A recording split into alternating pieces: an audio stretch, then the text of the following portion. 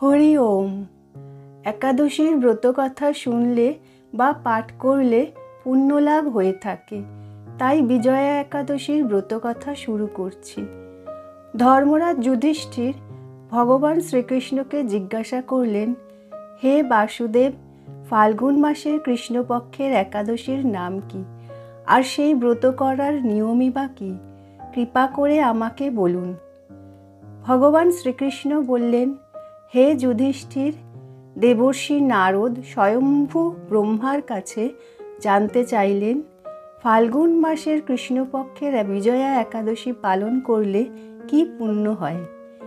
এই ব্রতের বিষয়ে ব্রহ্মা তাকে যে কথা ও বিধি বলেছিলেন তা শোনো।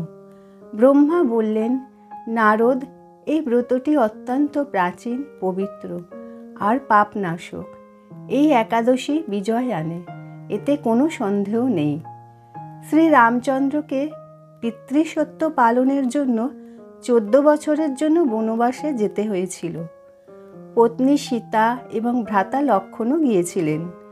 পঞ্চবটী বনে বাস করার সময় লঙ্কার রাজা রাবণ সীতাকে হরণ করলেন। শ্রী রামচন্দ্র সীতার খোঁজে চতুর্দিকে ঘুরতে লাগলেন। এমন সময় সীতাকে উদ্ধার করতে গিয়ে রাবণের আঘাতে মৃত পায় জটায়ুর সাথে রামের দেখা। জটায়ু সীতাহরণের সমস্ত কথা শ্রীরামকে বলে মৃত্যুবরণ করলেন। এরপর সীতা উদ্ধারের জন্য শ্রী রামচন্দ্র বানর রাজা সুগ্রীবের সাথে বন্ধুত্ব স্থাপন করলেন। ভগবান রামচন্দ্রের কৃপায় হনুমান লঙ্কায় গেলেন। সেখানে অশোক বনে মাতা সীতাকে দর্শন করে রামচন্দ্র প্রদত্ত আংটি প্রদান করলেন। ফিরে এসে শ্রীরামের কাছে লঙ্কার সমস্ত ঘটনা বললেন। হনুমানের কথা শুনে শ্রী রামচন্দ্র সুগ্রীবের সাথে পরামর্শ করে সমুদ্রের দিকে যান।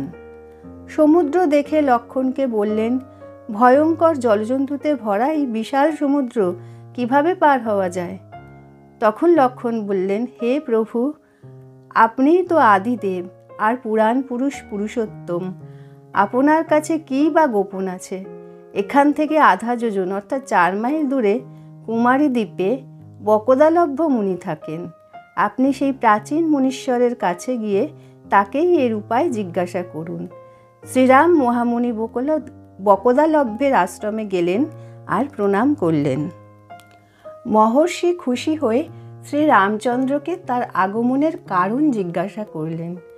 শ্রী রামচন্দ্র বললেন, ব্রহ্মণ, আমি লঙ্কা আক্রমণ করার জন্য সৈন্য নিয়ে এসেছি। হে মুনিবর, কিভাবে এই বিশাল সমুদ্র পার হওয়া যায়, কৃপা করে এর উপায় বলুন। বকদালভ্য মুনি বললেন, হে রাম, ফাল্গুন মাসের কৃষ্ণপক্ষের বিজয়া নামের একাদশী হয়। এই ব্রত পালন করলে আপনার বিজয় হবেই। অবশ্যই আপনি আপনার বানর সেনার সাথে সমুদ্র পার হতে পারবেন। এখন এই ব্রত পালনের ফলদায়ক বিধিটি শুনুন। দশমীর দিন সোনা, রূপা, তামা অথবা মাটির কলস স্থাপন করবেন। জল ভরে তাতে আমের পল্লব দেবেন। তার উপর ভগবান নারায়ণের সোনার বিগ্রহ স্থাপন করবেন। একাদশীর দিন প্রাতঃস্নান সেরে কলসটিকে মালা চন্দন দিয়ে সাজাবেন।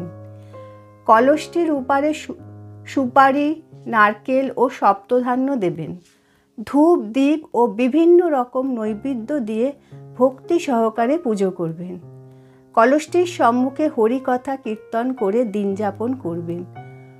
অখণ্ড ঘিয়ের প্রদীপ প্রজ্বলিত রেখে রাত্রি জাগরণ করবেন। পরদিন সূর্যোদয়ের পর দ্বাদশী তিথিতে কলসটিকে কোনো জলাশয়, যেমন নদী বা সরোবরের কাছে স্থাপন করবেন।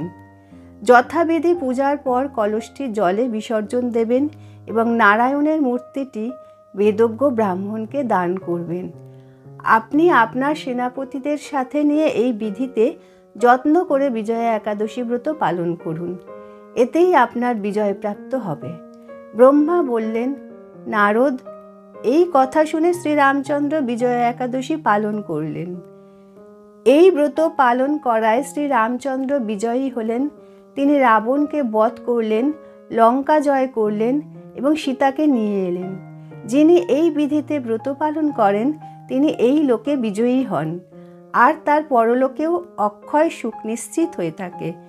ভগবান শ্রীকৃষ্ণ বললেন, যুধিষ্ঠির এই জন্য বিজয়া একাদশী পালন করতে হয়। এর কথা পড়লে বা শুনলে বাজপেয় যজ্ঞের ফল লাভ হয়।